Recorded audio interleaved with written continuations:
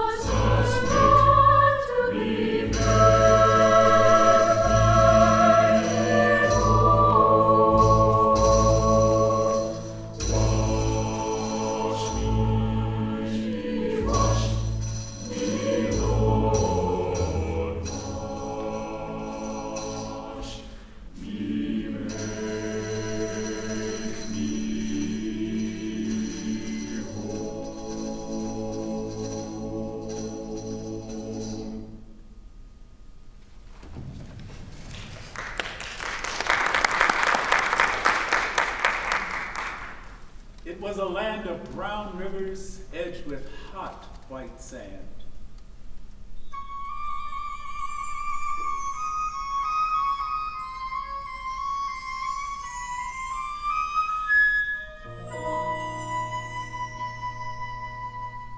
A land of small farms, rolling hills, and here and there, a stand of live oaks.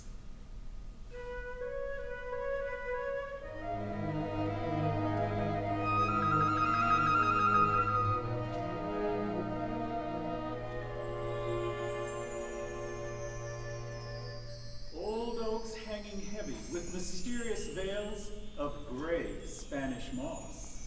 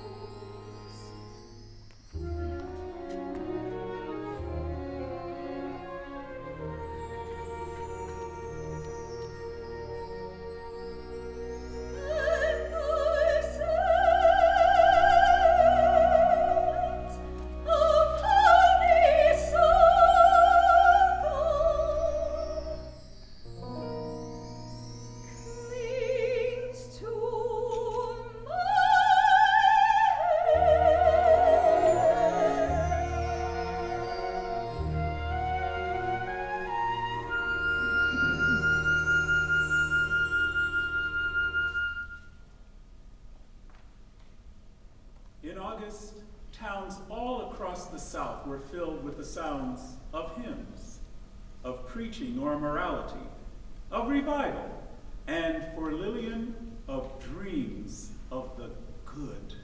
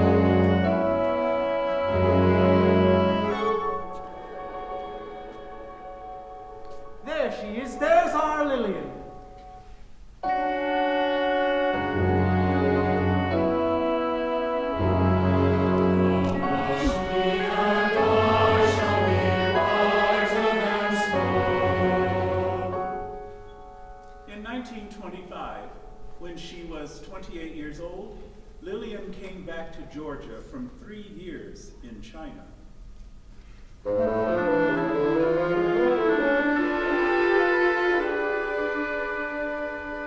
Those years remembered by her as the most intensely profound of her young life.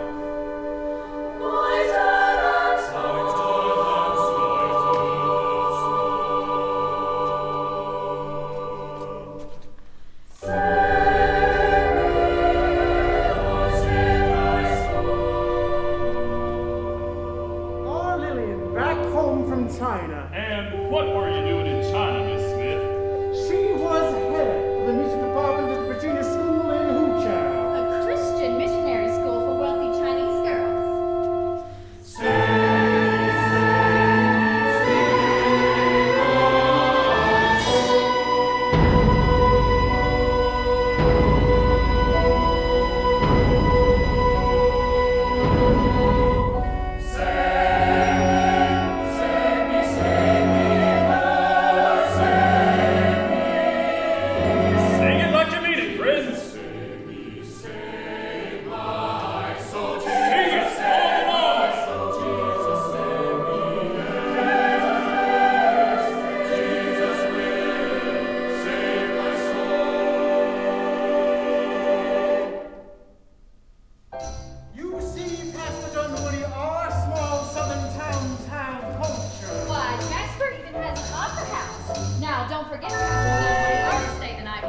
Yes, but now my congregation needs me.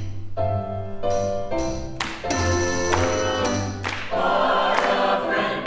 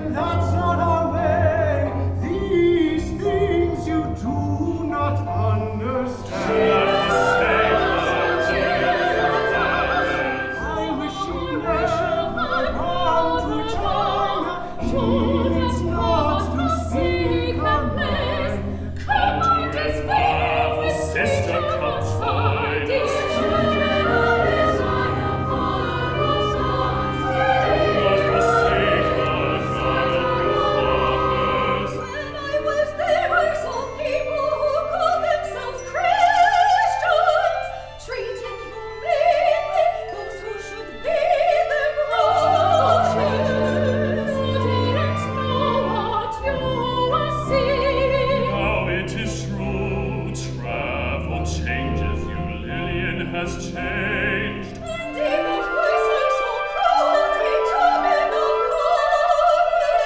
Oh, God, please take us to listen to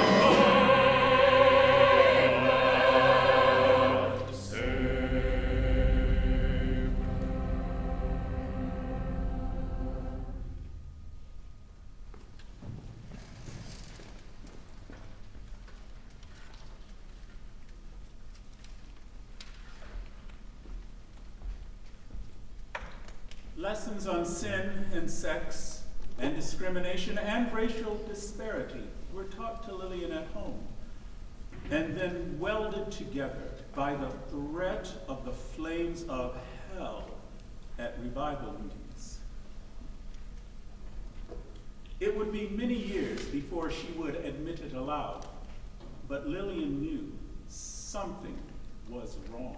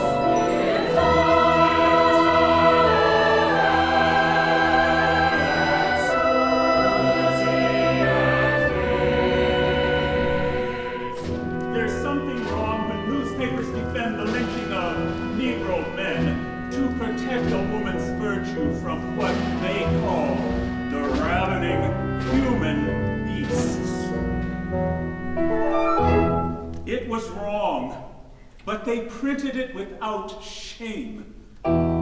White skin had become a god to be worshipped.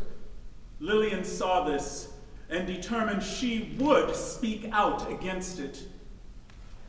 Don't speak out, Lillian, do be quiet. Lillian, don't speak out. Give it time and moderation. Give it time and moderation. Lillian, you will see.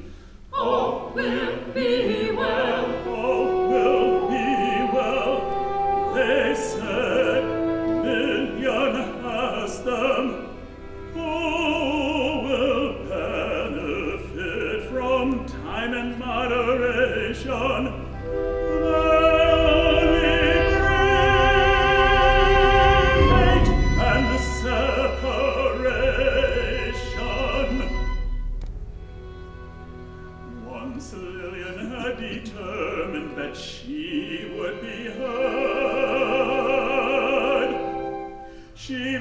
To speak against the evils of time and moderation. This is what she said.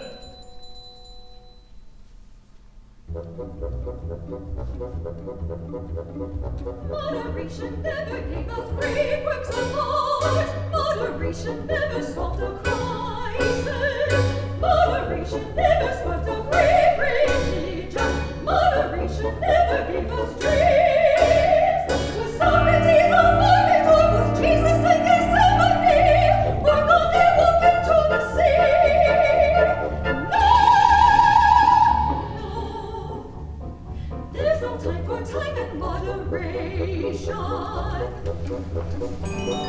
Boys and men are free from time and moderation, as white women and white children do. Moderation is the slogan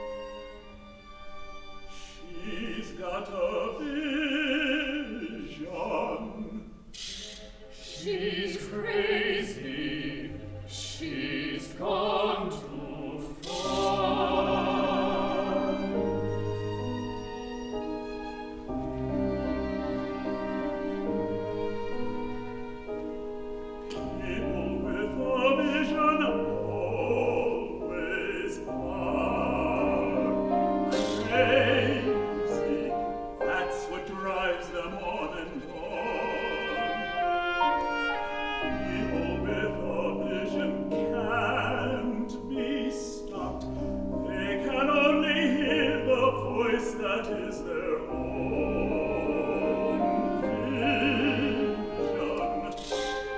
Can't you understand?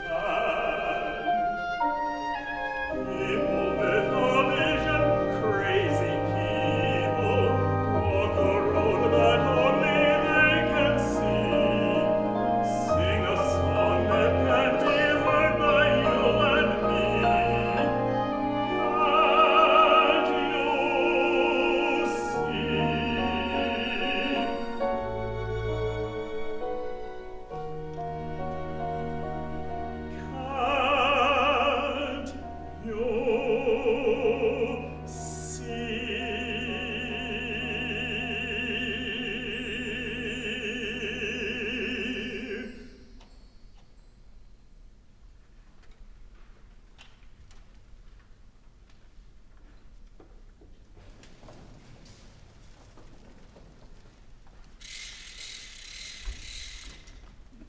To reach a wider audience, Lillian founded The South Today, a magazine to publish articles by herself and other Southern writers.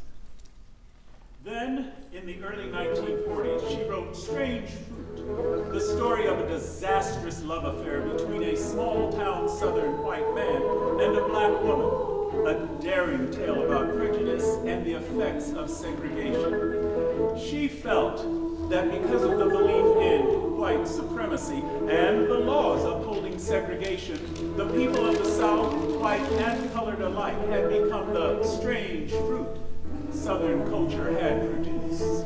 We are strange fruit. We are Negro and Caucasian, Asian and Mexican, white and colored. Segregation marked us, twisted us, made us, Tied us to a metal frame, bolted to the walls. tortured all of us, made of us.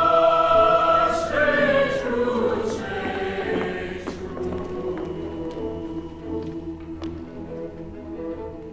I'm submitting the novel Strange Fruit for your consideration. The novel was not well received. Not one publisher would take it. No, it's not for their list. Strange Fruit. A story of the South. No, not of interest. Please consider this book, Strange Fruit, a love story. Not suitable for our readership. to whom it may concern. Will they publish my book? Too controversial. A modern look at race relations. Not marketable. Who would buy it? Who would read it? No. I'm Frank Taylor, editor with Reno and Hitchcock. I'll take it. Frank Taylor wants to buy it, wants to publish my book. Strange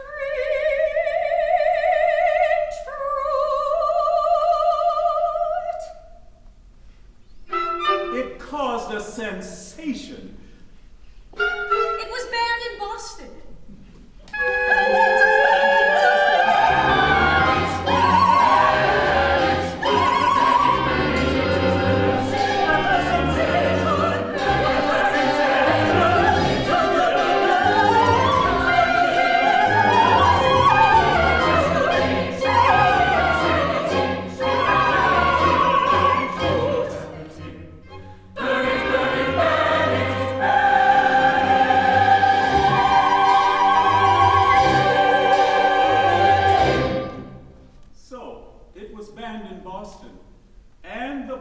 Booksellers Association endorsed the ban.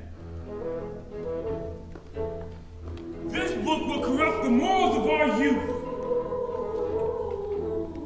The United States Postal System bans all interstate shipping of this book as of May 1944. And then the noted scholar, Bernard DeVoto, went to the Harvard Law School Book Exchange and said, I would like to buy this book.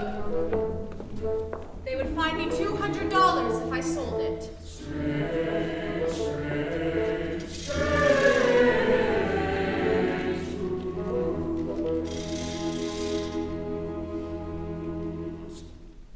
And then Strange Fruit rose to be first on the New York Times bestsellers list and sold over 1 million copies with many great reviews. But of all the reviews, this one was my favorite.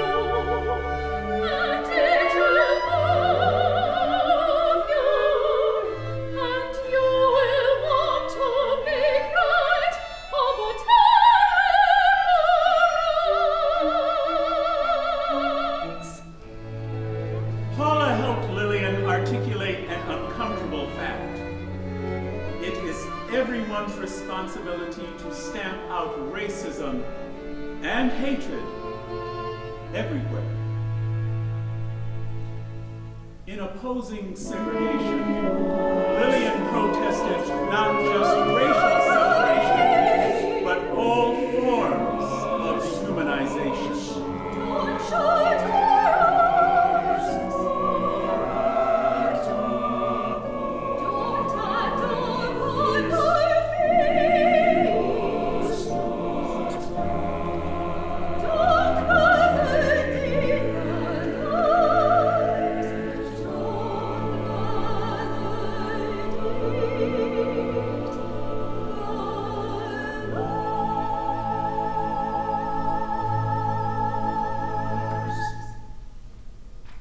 Opposing everything that keeps mankind from fulfilling its full potential.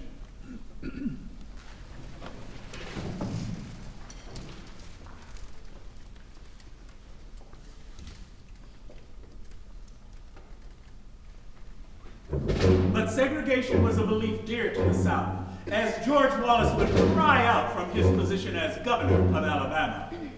In the name of the greatest people who ever trod upon this earth, I draw the line in the dust and toss the gauntlet at the feet of tyranny. And I say segregation now, and segregation tomorrow. Segregation forever. Segregation forever. But that was 1963, and Lillian was there to contest him. But hatred was everywhere, and the voices of hatred were loud and strong. Lillian was eloquent on hatred. She wrote, "This hatred that produces inequality, this hatred that produces poverty, this hatred that produces injustice is a cancer that eats out our national existence. But no one listens to me. Is it because I am a mere woman that my opinion is worth nothing? How am I to be heard?"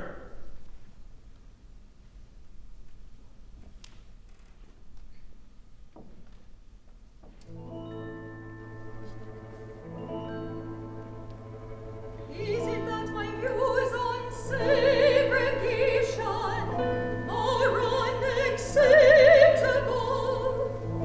Segregation is a crime against the human spirit.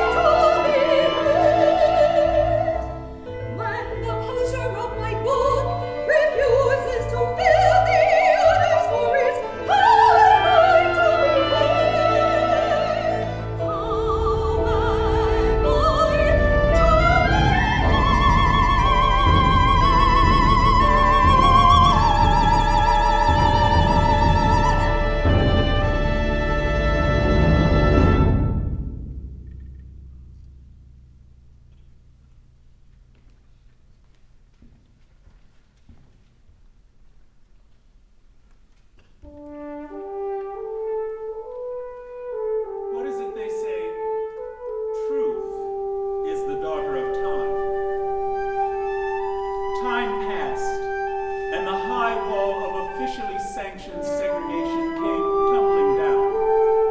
And Lillian, having faced the great ordeals of her life, gained recognition. She won many honors and awards. In 1955, she won the Governor's Writers Association Award for her book, The Journey, an award given to a work of nonfiction of the highest literary value. Congratulations, Lillian. Your book, The Journey, honored at last.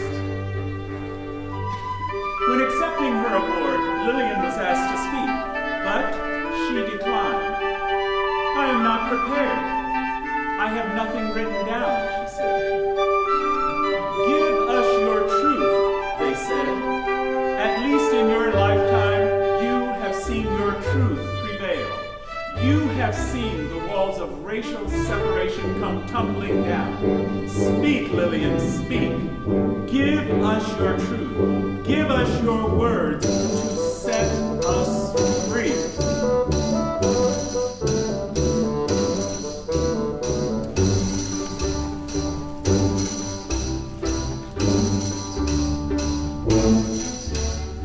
Legalized segregation finally tumbled down. Now at last we have seen the cycle of segregation tumble down.